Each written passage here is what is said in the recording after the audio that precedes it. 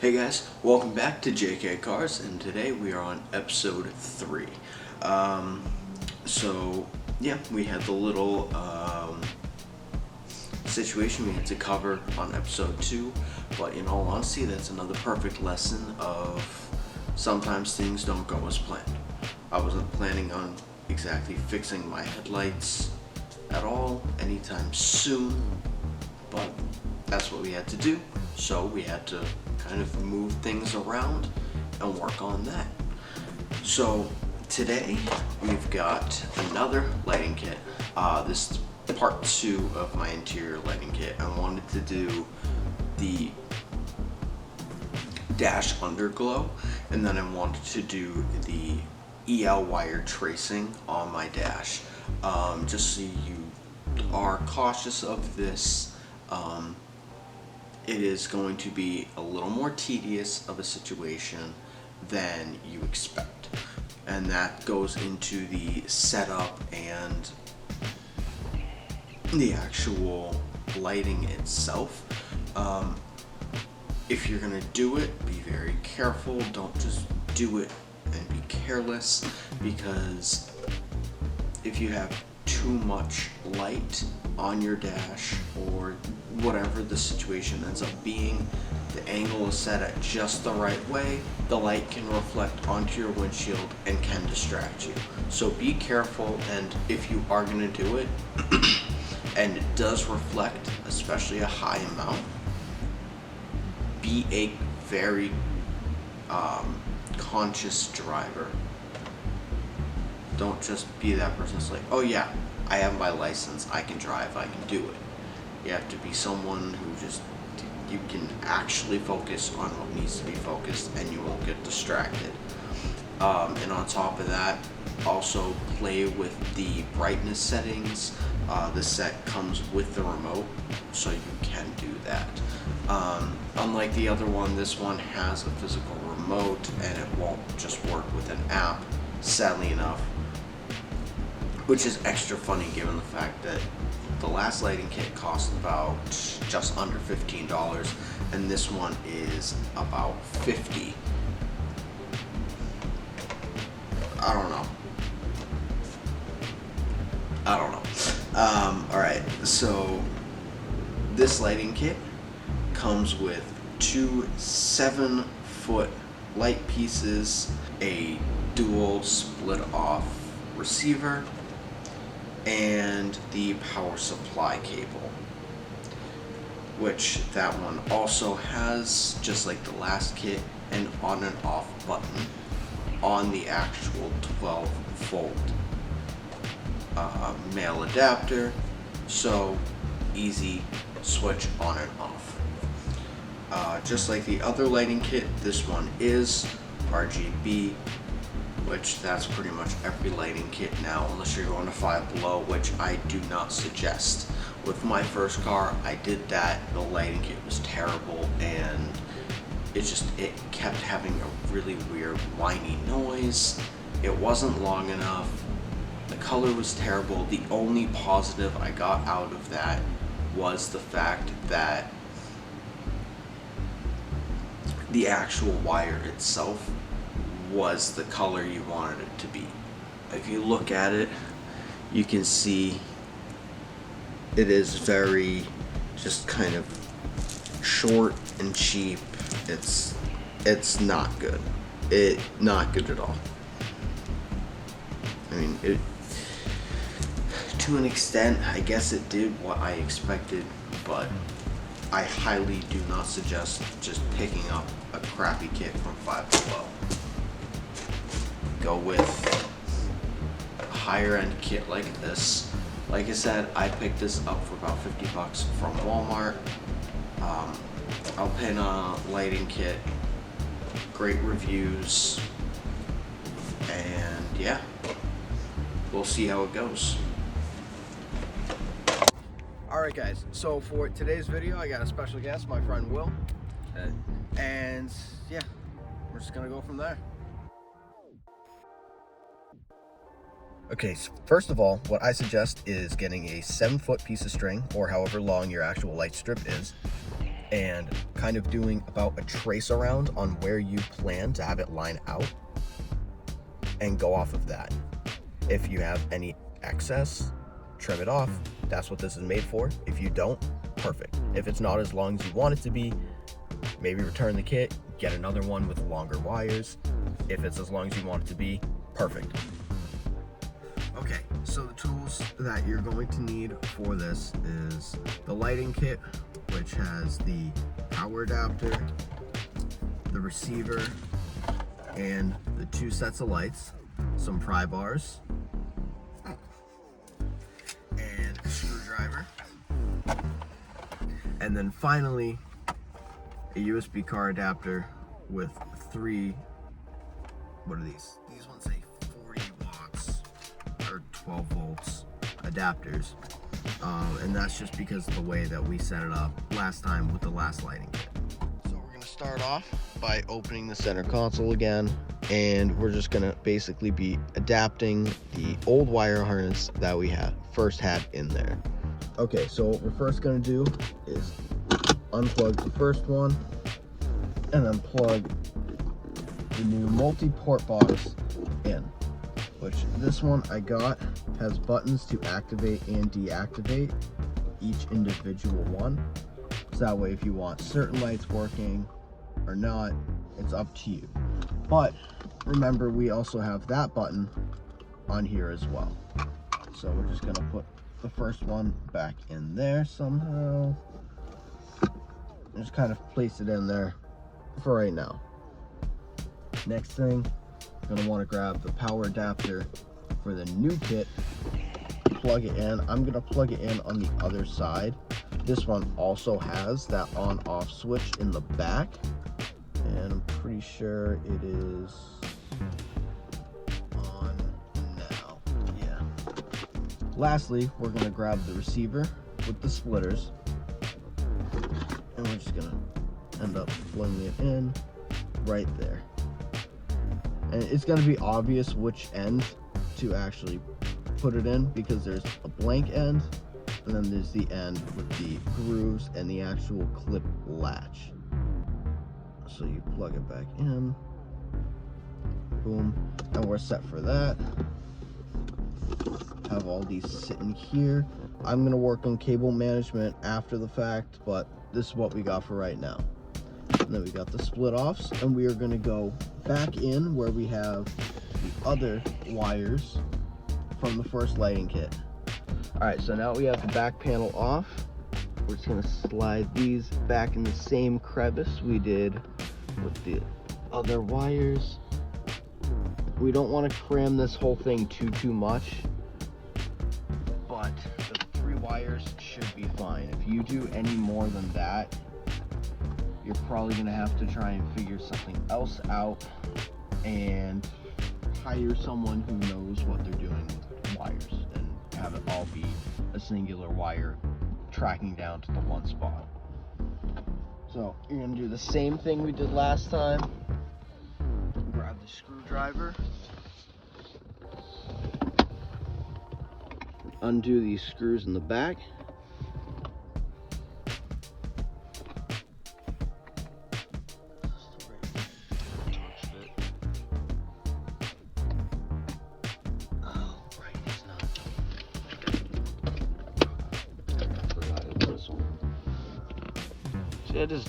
it is a Torx bit, okay. So we're gonna do the same thing we did last time with the screws. Grab the same screwdriver and just take these back panels off.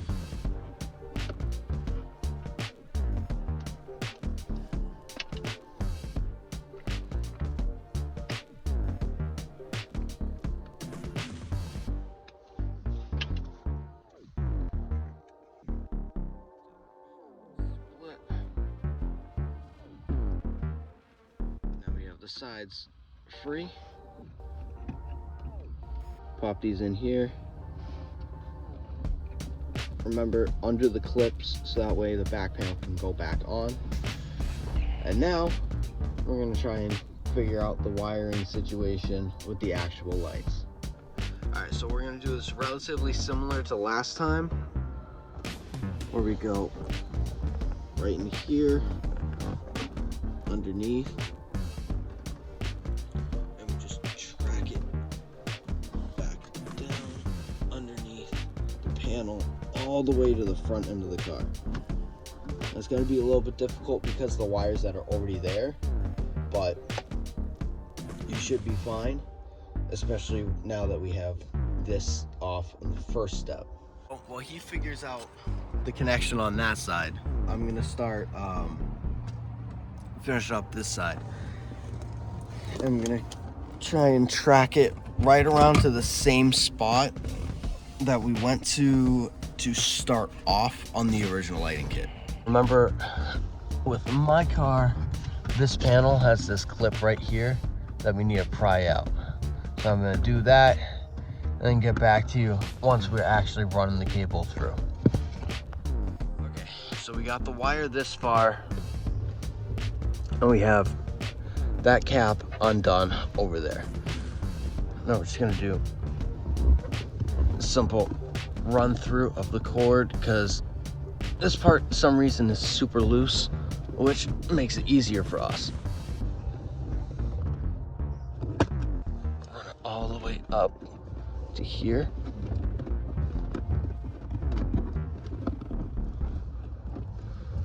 Get about there. Now, I'll get back to you when I figure out where I'm actually running that wire. Okay, so we realized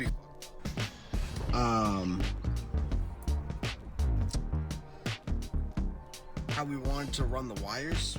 We wanted them both to come out on the driver's side, and we ran it so that way one came out on the driver's side and one came out on the passenger side. So now we gotta undo his side and move it over here. Okay, so at this point, if you want to attach these, it's such a tight space. If you want to attach these, feel free.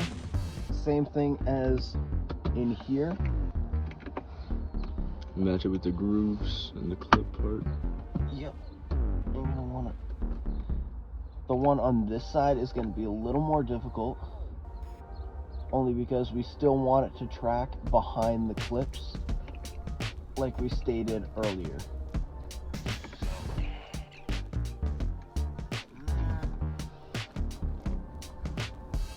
Track it behind the clips. And got that space there. That side's clipped in. Over here, behind the clips. Come on. And pop right back in place right there. Now they're all stuck in there. Yeah. And we're good to go to the next part where we run the wires through the steering wheel. Right in here is where we're going to be running the cords through in these spaces on the side. We want one entrance point over here and one over here. I'm going to start untying them and running the cord through on each side. All right, once you find that point, all you're gonna do is run it through and just start pulling the wire out. If you get stuck, pull it back and untangle.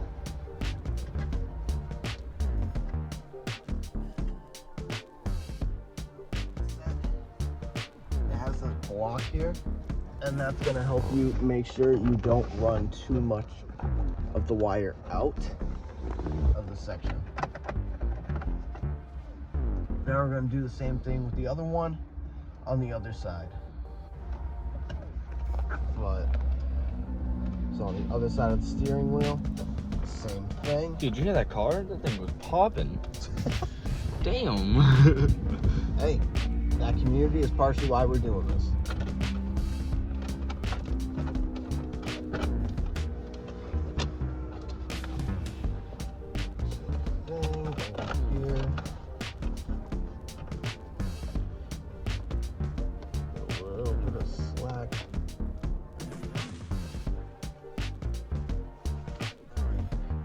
Now we're going to start running it through and tracing the outside, just like the rope section I showed earlier. Okay, so for this part, this is where it's going to be tracing in the edges.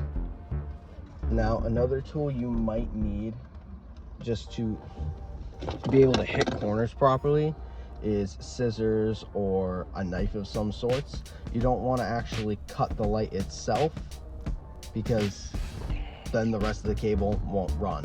But if you cut that lace in right there at an angle, then it will let you bend it in and you won't have that overlap of that. Okay, so you're gonna want to try and kind of create a bit of a gap where it will allow the light to actually slide in.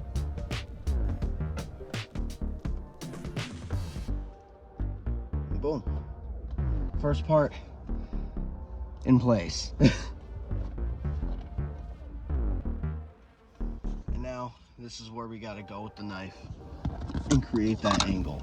You might need to pull them out a little bit and then cut it, but it's going to be a little tedious, and that's sadly the part of this. That's the fun and the difficult part of doing this stuff.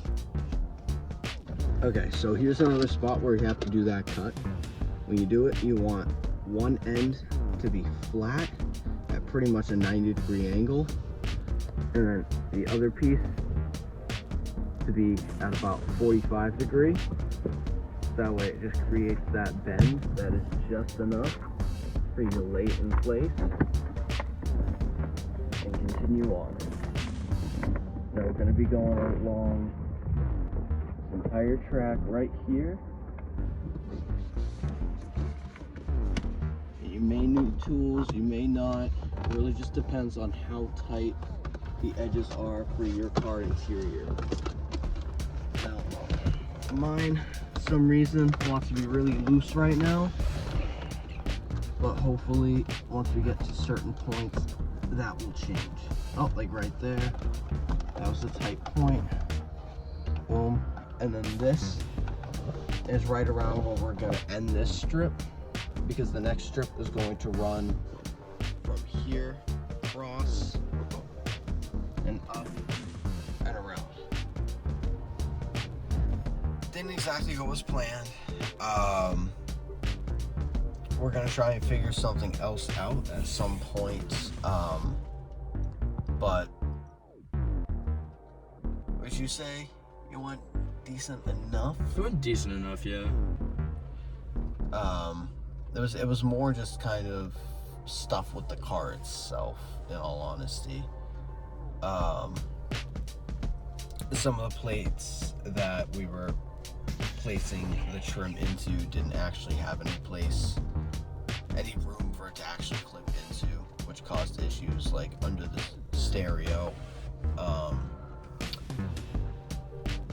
But we'll see what it looks like at night, see how well the light tracing actually goes with that end. But as far as I'm concerned, pretty good. But this at least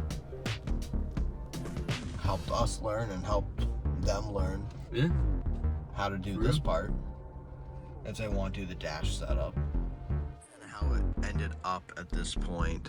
You can't really see it during the day, but traced around, like in the really dark points you can see it still, which is good.